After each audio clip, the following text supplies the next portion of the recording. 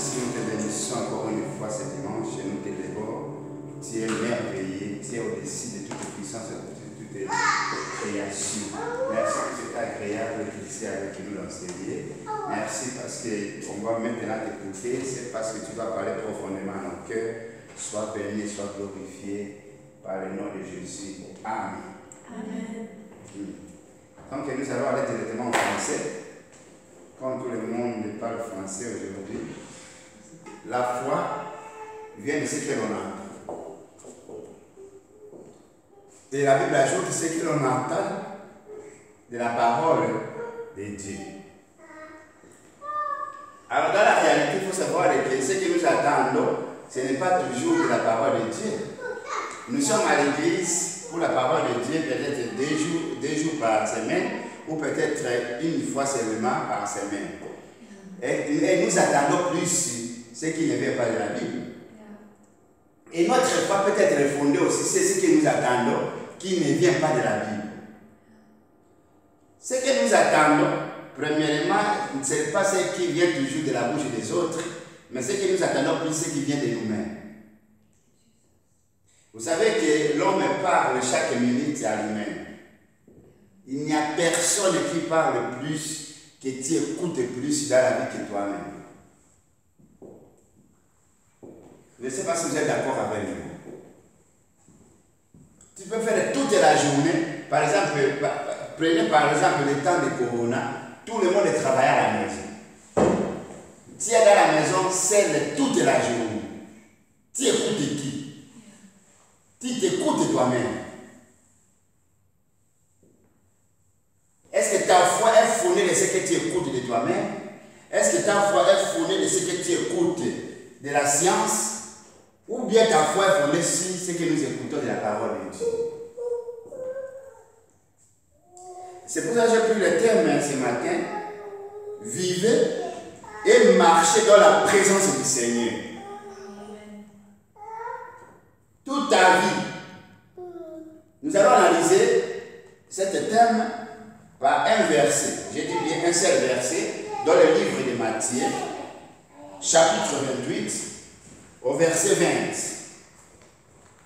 Et enseignez et observez tout ce que je vous ai prescrit. Et voici, je suis avec vous tous les jours jusqu'à la fin du monde. Alléluia. Matthieu 28, chapitre 28, au verset 20. Et enseignez et observez tout ce que je vous ai prescrit. Et voici, je suis avec vous tous les jours jusqu'à la fin du monde.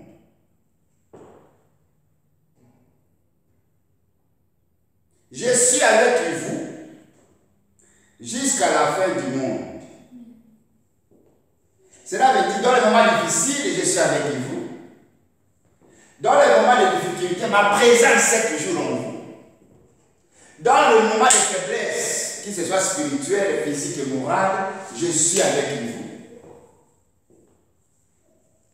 Dans un moment où tout est ténèbres, je suis avec vous. Tous les jours, ça c'est la Bible qui parle. La Bible ne bégaye pas et la Bible, quand il parle, c'est ça la réalité. Donc, Jésus a dit que je t'informe qu'il est avec toi chaque jour jusqu'à la fin du monde. La fin du monde viendra le dernier jugement. Si ce jugement n'est pas encore là, ça veut dire que chaque jour, le Seigneur est avec toi. Être conscient de la présence du Seigneur à vos côtés. Et expérimenter chaque jour de la façon continuelle cette présence vous fait entrer dans le repos de Dieu. Si vous savez que cette présence est toujours en vous, ça vous fait entrer dans le repos de Dieu. Parce que quand je sais que Dieu est avec moi, Dieu marche avec moi, je sais que Dieu n'échoue pas. Je sais que Dieu ne m'abandonne pas. Je sais que ça ne dépend pas de ma spiritualité. Mais ça dépend de sa présence en moi. Ça veut dire si même je marche aujourd'hui dans les ténèbres, je sais que quand lui est avec moi, c'est la lumière. La lumière finira à apparaître. Croyez-vous que le Seigneur est réellement en vous? Et avec vous, c'est une question qui doit se poser. Croyez-vous, mon frère, ma soeur, que le Seigneur est réellement en vous? Et avec vous?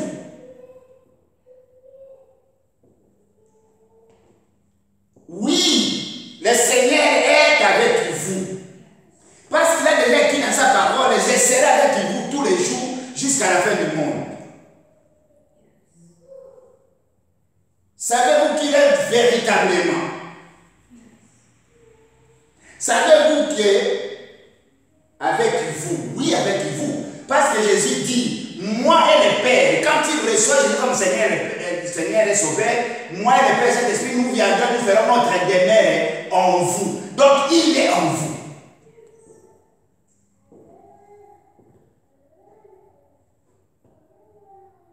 Il est vraiment véritablement vrai. Arrêtez-vous, mon frère, ma soeur, ce matin et ce dimanche, et réfléchissez-y un instant. Dieu est le prince de la paix. Pourquoi ton cœur se trouble? Pourquoi tu n'as pas la paix? Voyez ce qui s'est passé. On a préparé le mariage. La maman de Christ vient me dire que je suis dans le stress. Moi, je dis, moi, je ne suis pas dans le stress. Je vais demander, je vais poser une question. Tu es en Christ des années. Mais je n'ai pas vu dans ma Bible là où Dieu a écrit que je vous laisse la stress. Ma Bible me dit que je vous laisse la paix. Et Dieu savait qu'il y a le moment de troubles dans la vie de chacun de nous, où il n'y a pas la paix, où nous pouvons manquer la paix. Mais est-ce que vivons-nous de la réalité des circonstances ou nous vivons selon ce que la parole nous dit? Je lui ai dit, moi je n'ai pas cette théorie-là, j'ai la joie et j'ai ma paix. Je n'ai pas de stress. Le Seigneur n'a pas jamais laissé la stress, il m'a laissé la paix. Je donne ma stress au Seigneur et je récupère ma paix que le Seigneur m'a donnée. Je n'entre pas dans ces histoires. Et voici une prédication, c'est un verset signé apôtre Moko. Ce verset, parce que la Bible est en train d'être écrite, ma verset était que Jésus ne nous a pas dit je vous laisse ma stress. Il a dit je vous laisse ma paix. C'est le verset signé apôtre Moko. Où est la parole que le Seigneur te donne? Où est la parole du Saint-Esprit dans ta vie dans les moments difficiles? Dans les moments de trouble. Je crois que je ne sais pas avec vous ou à qui j'avais discuté, j'ai dit que la femme samaritaine, lui, elle-même a écrit le verset biblique. C'est le verset biblique qu'il a enseigné à tout Samarie, dans la ville de Samarie. Il n'avait pas la Bible avec lui. Nous devons écrire chaque jour le verset biblique de nos vies. Parce que la Bible est en train d'être écrite. La femme samaritaine a dit seulement, l'homme que nous avons attendu qui va venir, il est déjà là, moi je le vis. Si vous voulez aussi le voir, allez dans la pluie de Jacob. Il est assis là-bas. Mais vous verrez avant que cette femme parle ainsi, c'est que le verset biblique n'existait pas. Le même jour qu'elle est née de nouveau, c'est le même jour-là qu'il a créé et qu'il a écrit un verset biblique. Mon frère, ma soeur, nous venons à l'église chaque jour, nous sommes à l'église. Nous n'arrivons même pas à écrire deux mots de verset biblique dans nos vies, dans les moments de trouble, même dans les moments de joie. Ma verset qui a été enseigné par tout le monde qui était venu dans la fête, c'est Jésus ne nous a pas dit je vous laisse ma stress, mais je vous laisse la paix. Et tout le monde est parti avec ce verset et ça change beaucoup de choses. Alléluia. Quand Dieu est avec nous, quand nous savons qu'il marche avec nous. Si nous savons qu'il est le prince de la paix, cela veut dire les troubles que je vois là, je ne peux jamais négocier ma paix.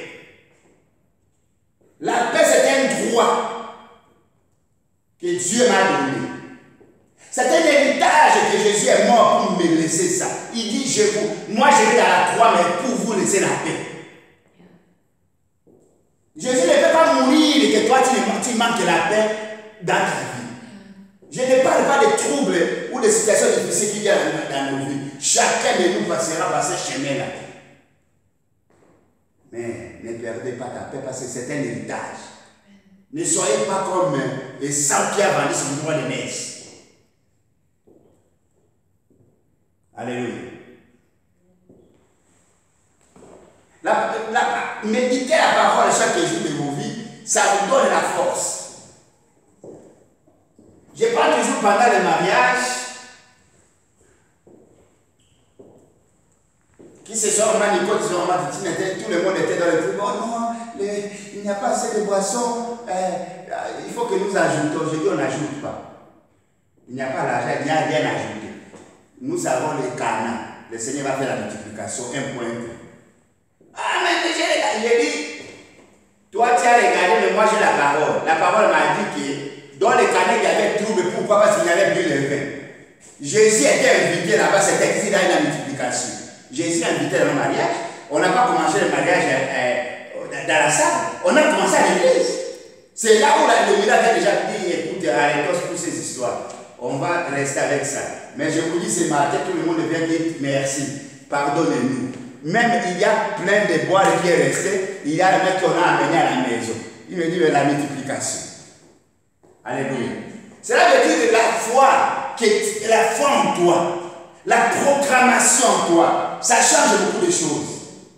Je ne dis pas qu'il n'y a pas un moment de trouble dans la vie d'une personne, impossible. Même moi-même aussi, il y a des moments où je vois des choses qui sont tellement ténèbres, tellement noires. Mais je sais une chose, que le Seigneur est la lumière du monde. Et il m'a dit que je suis la lumière. Cela veut dire, quelque part là, la lumière va apparaître. Il va créer un chemin pour moi. Alléluia. La Bible dit qu'il y a les grands médecins de l'âme et du corps. Je ne sais pas quel trouble que ton âme a. Je ne sais pas quelle faiblesse ou le trouble que ton corps est en train de vivre. Mais le Seigneur est ici présent en vous. Il est le médecin par excellence de l'âme et du corps. Il est le chemin qui conduit au Père. La Bible dit que ni ne peut venir au Père, ni ne peut venir à moi sans que le Père l'autorise. C'est lui le chemin qui te conduit vers le Père. Père, c'est Dieu, un Dieu de solution, un Dieu de miracle, un Dieu de changement, un Dieu qui révolutionne les choses, un Dieu qui n'échoue pas, un Dieu qui défend ce qu'il a commencé et qui finit avec perfection. Quand vous remarquez même à l'église, j'aime beaucoup de chansons qui parlent plus, qui glorifient plus le nom de Jésus. Amen. Si vous avez remarqué mes chansons que j'aime le plus, ce sont des chansons quand on parle de... Vous savez, mon frère, ma soeur, Jésus est la parole vivante. Ce n'est pas d'abord le nom de Jésus, mais c'est qui incarne Jésus. Jésus est la parole. Dieu agit via la parole. Si nous proclamons la parole, Jésus est obligé de défendre cette parole. Nous ne défendons pas la parole. Nous ne défendons pas Jésus. Jésus nous défend. C'est pour ça que quand on glorifie Jésus, quand on adore Jésus, il y a des troubles. Jésus est obligé de se réveiller. Mais quand nous adorons nos souffrances et nos pensées, nos difficultés ne peuvent pas nous aider. Ça nous enfonce encore dans les tombeaux. Alléluia. Il est la vérité qui libère.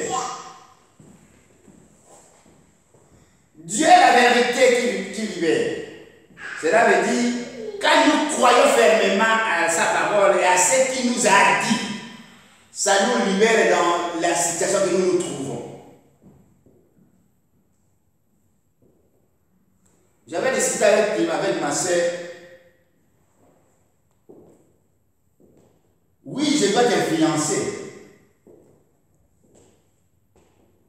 Personne n'a connu Dieu de lui-même. On connaît Dieu à travers l'homme. Tout Israël a connu Dieu à travers Abraham. Et toi-même aujourd'hui, tu as la foi d'Abraham. C'est pas ta foi. C'est la foi commencée par Abraham. C'est pour cela qu'il est de faire très attention à qui tu vis avec, à qui tu discutes avec, à qui tu écoutes plus.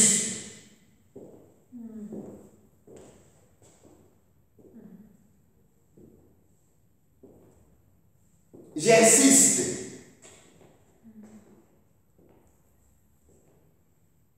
Ma bouche a du mal de proclamer les négativités. Ma bouche.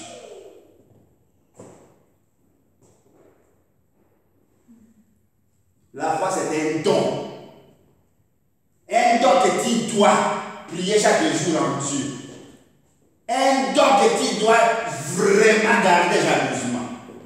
Chacun de nous ici, ça part de don de foi.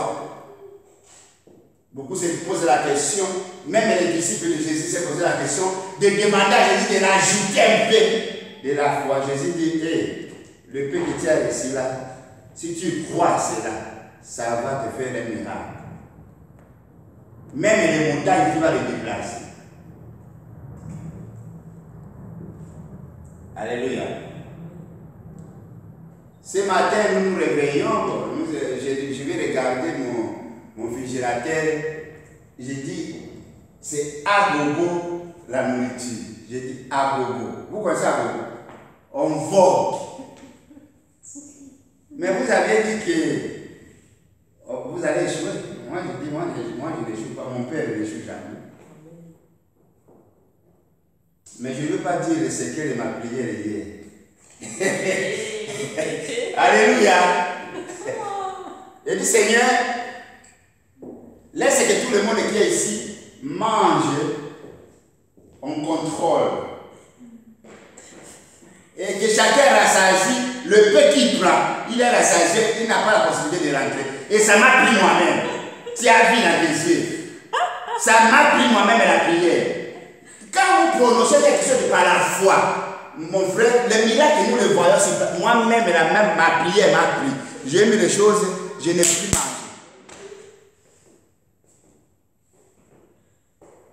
Et puis je me suis posé la question,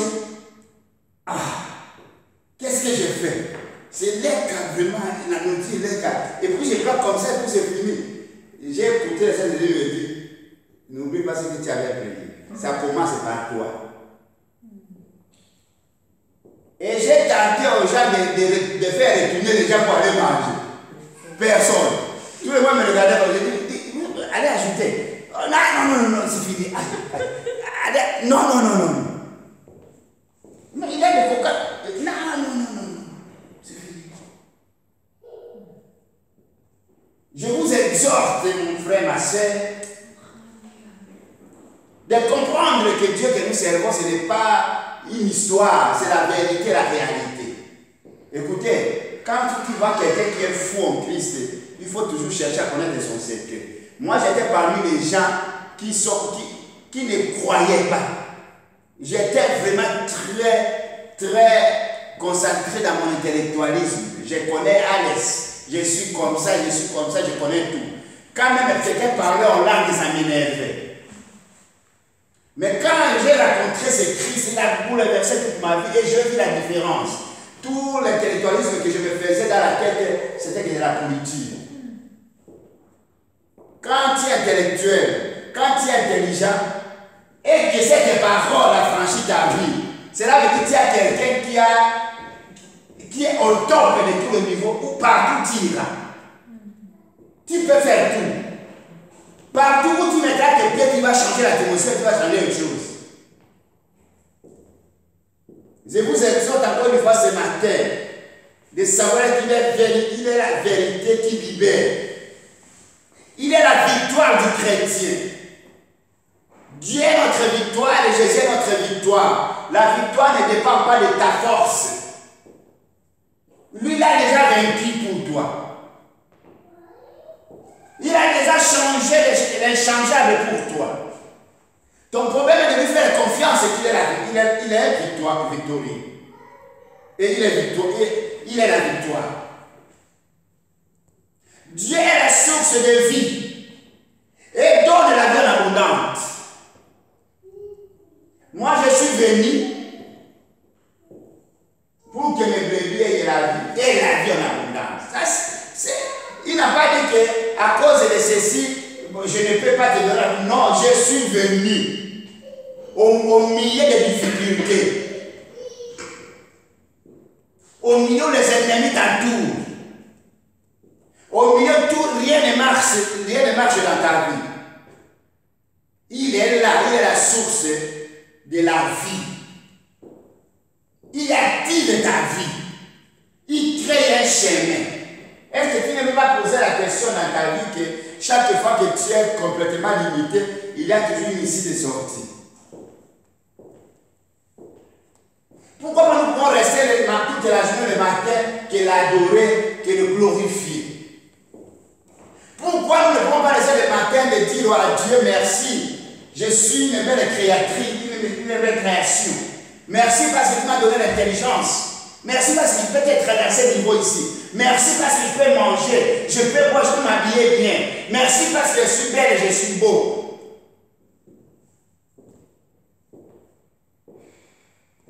Restez le même matin comme ça, seulement l'adorer. Lui dit des bonnes choses qu'il a fait dans ta vie. Tu as des pieds, tu as des mains, tu as des yeux. Il n'y a rien d'handicap dans ton corps. Mon frère, soyons reconnaissants envers Christ.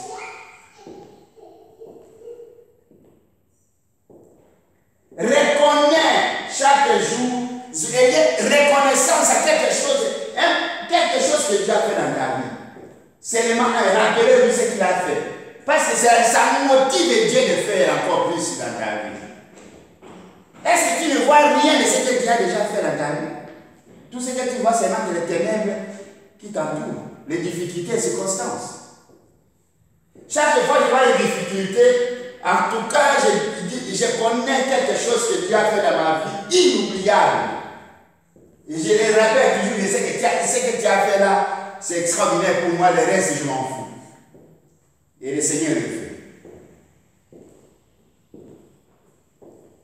Quand je vois mon parcours, là où je viens, là où je suis, je demande à Dieu merci.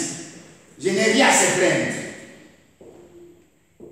Quand je vois comment tu m'as pris à Bismarck pour m'amener à Maïs, de Maïs c'est pour m'amener à Houston, c'est déjà beaucoup pour moi. Tu es Dieu.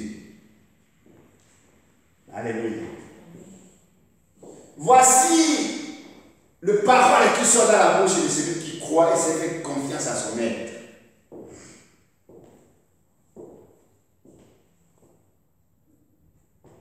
Combien de gens qui avaient la volonté d'étudier n'ont même pas un titre académique? Je dis même pas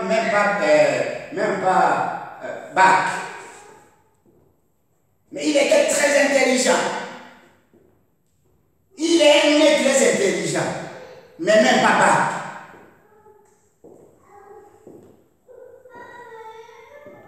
Quand nous comparons nos titres académiques, on prend cette femme ou cet homme, nous verrons que nous n'avons rien. Elle est intelligente, mais elle n'a même pas bac. Et c'est déjà trop tard, par exemple.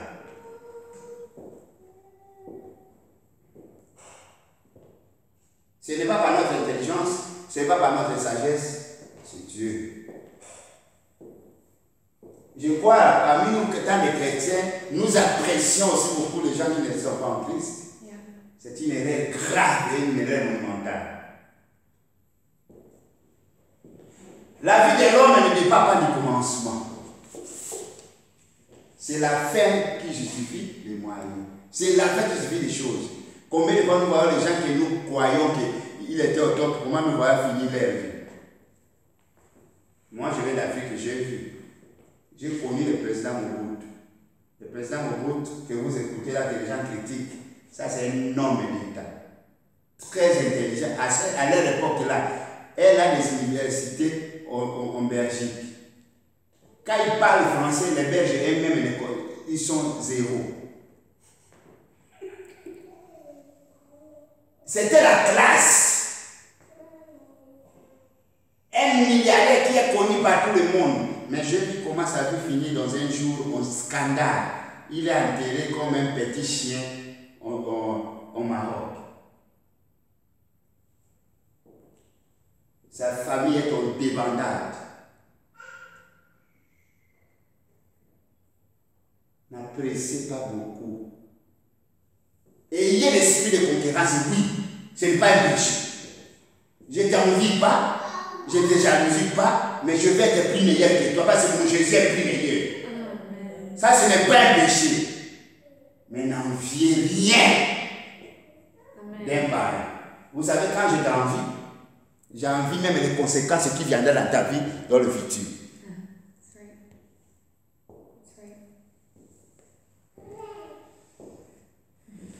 J'envie ce qui viendra aussi dans ta vie. C'est pour cela que la parole, c'est le miroir. Alléluia. Il a vaincu Satan. Il a détruit les œuvres de Satan. Satan, je l'insiste et je le dirai toujours, n'est pas en bonne santé.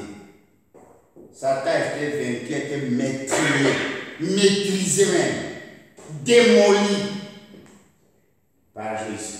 Et ce Jésus est dans ta vie. Combien de fois que Satan essaie de t'arrêter, est-ce qu'il a essayé de t'arrêter? Satan avait cru que tu n'auras même pas bac. Tu n'as pas eu bac.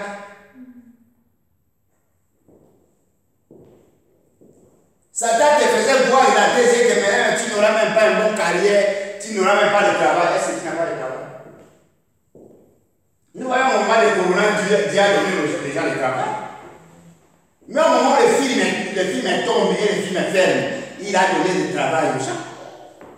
Même ici à l'église, nous le connaissons. Nous avons avec nous notre sœur Jackie. On l'a donné très mauvais témoignage, un très mauvais job ici. Aucune société va même l'accepter. J'ai dit les mêmes choses ici là. Dans le nom de Jésus, va donner à la société. Il ne va pas lire toutes ces histoires. On va te plaindre. C'est vrai que le même méthode ici, il n'y a rien à changer. Il prend ça. Dieu prend le mal en bon. Va entrer.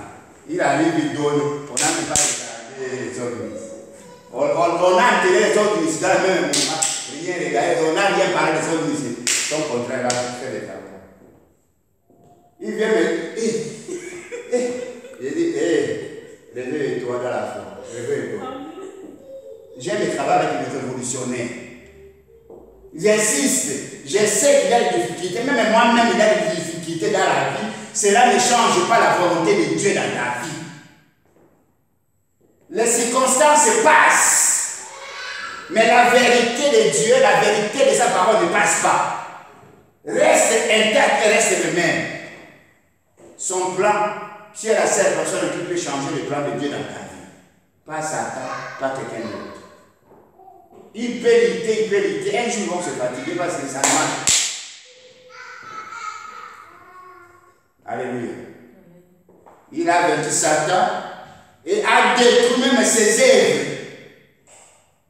Non seulement vaincu, non seulement détruit, mais aussi détruit ses œuvres.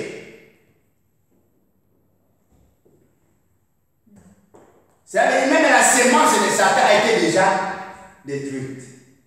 Détruite.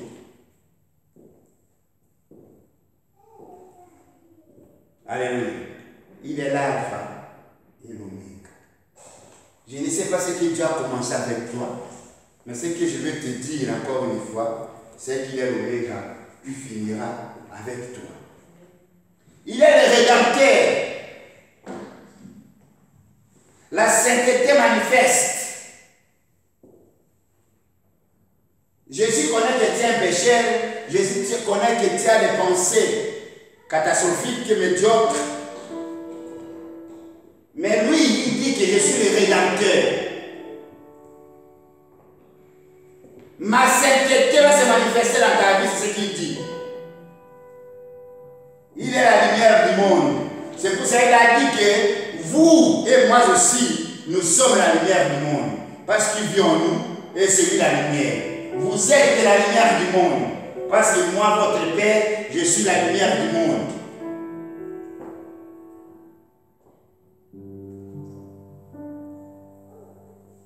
Ma question, parce que bientôt on va finir, ma question est de se poser, que je vous pose et que tu vas te poser toi-même.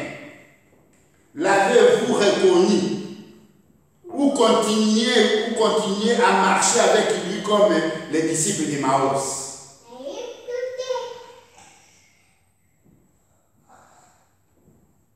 Il a dit, je suis avec vous tous les jours. Il vous a donné l'Esprit Saint qui nous ouvre les yeux spirituels. Et pour que vous appreniez à le reconnaître en toutes circonstances. Ne soyez pas comme les disciples de Maïs qui ont été 3 ans avec Jésus mais qui n'ont pas connu Jésus. Jésus en présence d'eux, il ne sait pas qui il est avec. Dramatique, tragédie complète. 3 ans ensemble avec le maître, mais ils ne les connaissaient pas. Ne restez pas les chrétiens à l'église des siècles sans connaître la personne à qui tu viens chaque dimanche. Que chaque fois dans les difficultés, il y a comment on appelle ça? En français, les doutes. J'insiste, les doutes, c'est un poison terrible qui démolit toutes les semences de Dieu dans ta vie. Chaque fois, il y a des troubles, des doutes. Je voudrais te rassurer ce dimanche, Jésus est la lumière du monde. Jésus est ennemi. Il est le Fils de Dieu. Jésus t'a sauvé. La décision que tu avais prise pour lui donner ta vie, c'est la meilleure décision. Jusqu'à tu vas mourir, tu ne regretterais jamais.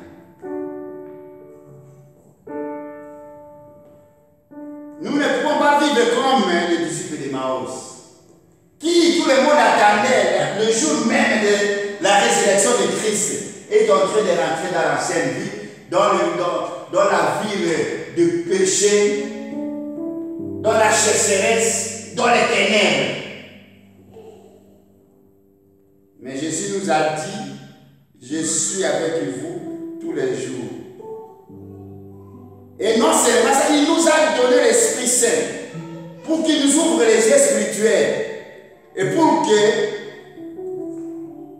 vous appreniez à le reconnaître en toutes circonstances. Cela veut dire dans toutes les circonstances de ta vie, chercher quelque part là, tu verrais Dieu, tu verrais Jésus.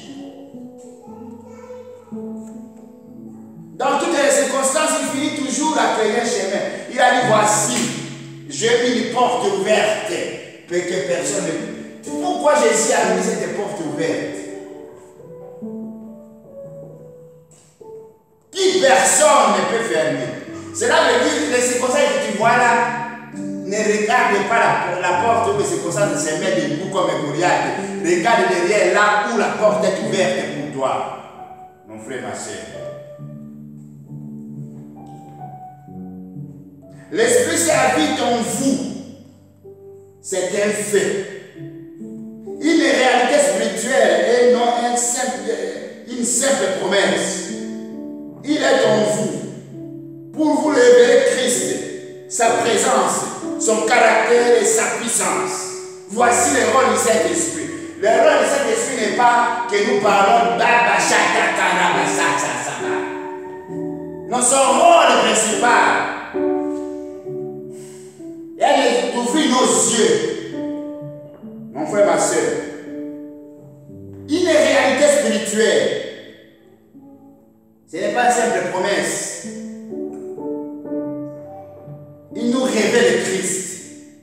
Il nous révèle sa présence.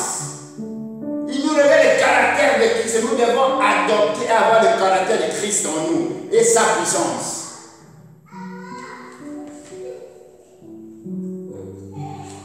Mon frère, ma soeur, êtes-vous réellement conscient que vous êtes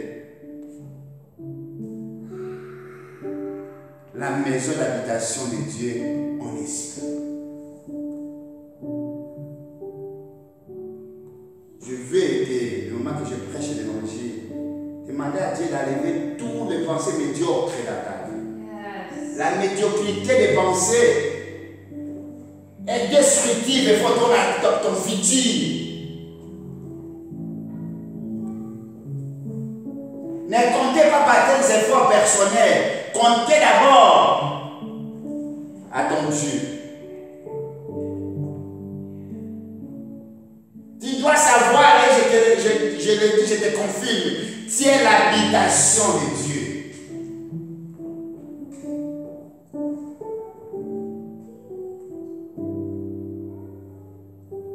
Le repos ou le manque de repos dans votre vie dépend en grande partie de cette révélation. Mon enfant, tu es toujours avec moi. L'enfant prodige qui est parti, il a reconnu même quand même son grand frère qui est resté dans la maison. Il est toujours avec son père, il ne connaissait pas son père. Il ne connaissait même pas le cœur de son père. Mon Dieu, Seigneur. C'est pour cela que je crois que je vais parler à Brazzaville. Beaucoup de gens qui sont dans l'église ne reçoivent rarement les miracles. Mais les gens qui viennent dehors viennent et ramassent les miracles qui sont bas. Nous étions à l'église, même dans les campagnes d'évangélisation. Quelqu'un qui est dans le camp militaire, qui a le cancer, qui écoute l'évangile. Elle vient me trouver. Il dit, papa, je suis sorti du caserne. Il est même en pauvre, une femme. J'ai le problème de cancer. Je veux que vous priez pour moi. J'ai écouté l'évangile là-bas. Je dis, tu es guéri. Philippe et j'ai prié pour lui. Je dis, aujourd'hui, ce voyage, je ne touche pas quelqu'un. Tu écoutes l'évangile, tu es guéri, tu chantes. Et maintenant, nous allons un témoignage, tout est parti, elle est guérie. Mais vous qui étiez ici, vous avez des témoignages? Et vous verrez dans le mystère de Jésus, les disciples qui l'entourent. Imaginez quelqu'un comme Judas Iscariote qui portait, qui touchait l'argent, qui avait le contact direct chaque jour avec Jésus. J'ai dit bien chaque jour. Jésus, toute la vie ministérielle était l'évangélisation.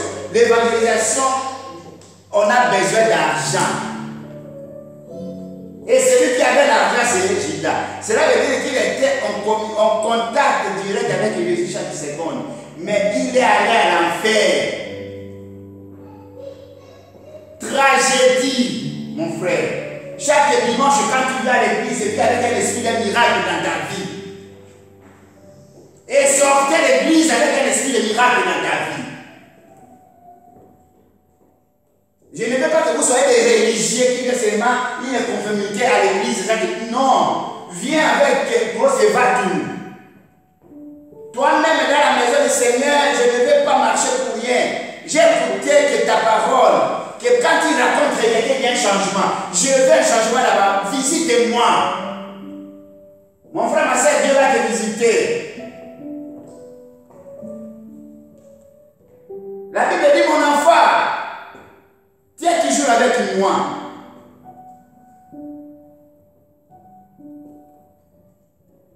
Elle est la déclaration de reproche du bon Père céleste à ses enfants qu'il est.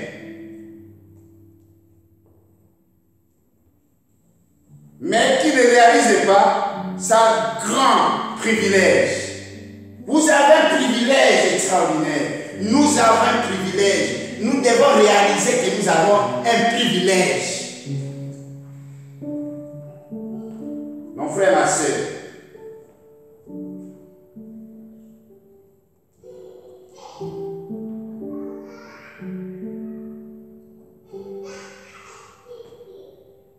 alléluia.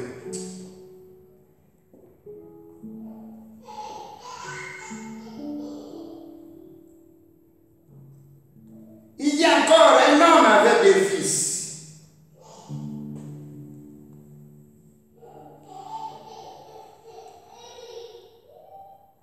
Dans le verset 31, mon enfant lui dit, le Père, tu es toujours avec moi et tout ce que j'ai est à toi.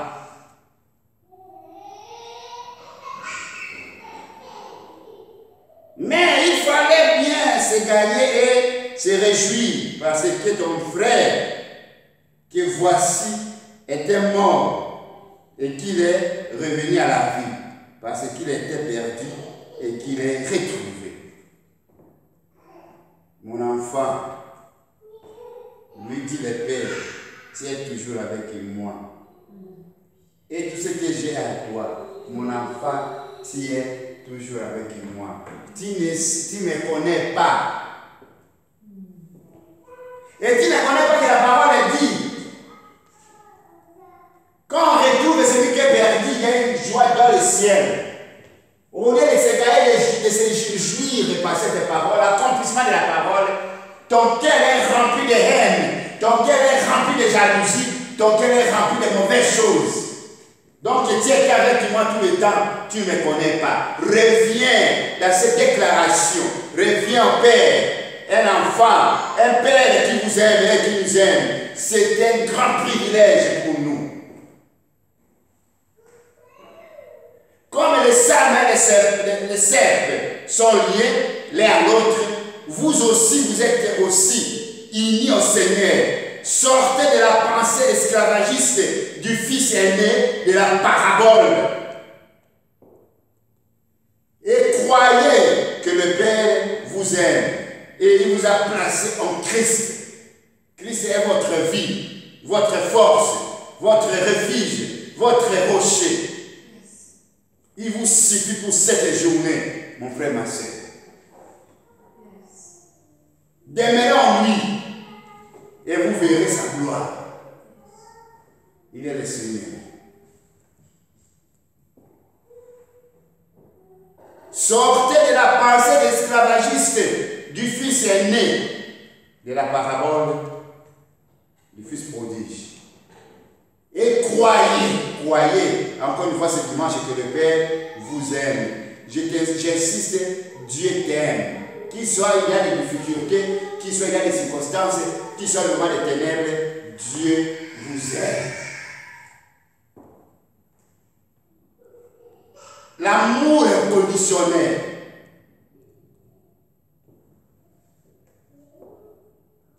Croyez que le Père vous aime et vous a placé en Christ.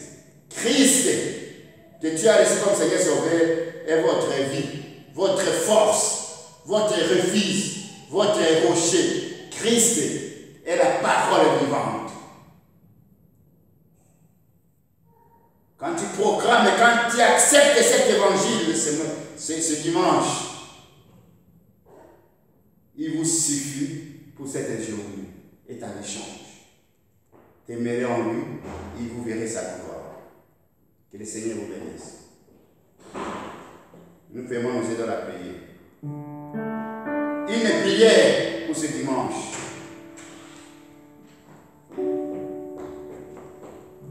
Et je veux que tu répètes avec moi cette prière si tu le veux.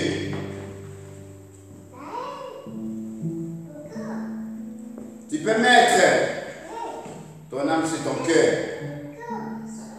Père, je reconnais que je n'ai pas été souvent conscient de ta présence en moi, de ta présence en moi et avec moi. Surtout dans les moments difficiles. Aujourd'hui, Seigneur, illuminez les yeux de mon cœur pour que j'y croie et que j'y marche avec assurance.